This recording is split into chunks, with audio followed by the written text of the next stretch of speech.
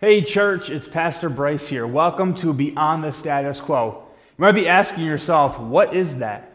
Well, what we want to be doing here is we want to be able to asking questions that drive engagement through relationships. We want to take what we're learning, whether it's a sermon, whether it's a missions weekend, maybe it's some other spotlight, and we want to ask questions that you can engage with each other, either one-on-one, through a text message, maybe it's grabbing a coffee with someone, maybe it's grabbing dinner, maybe it's as you see someone, here's the questions that we can engage with this week to go deeper in our walks with Jesus. As we follow Jesus together, questions are a great way to do that.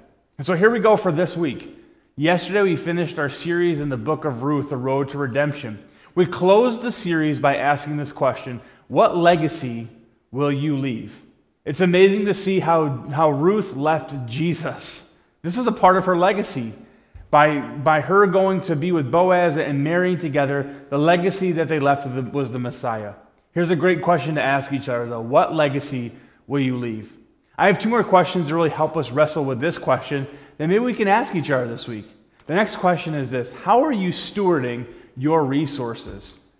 Three great resources that we have. Number one, our time.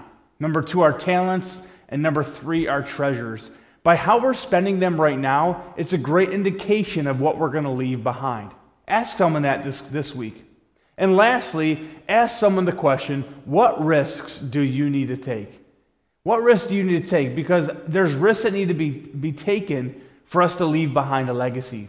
Ruth took a risk by going to lay at Boaz's feet, by asking Boaz to marry her. But we see how that risk paid off in Jesus coming through the line of Boaz and Ruth.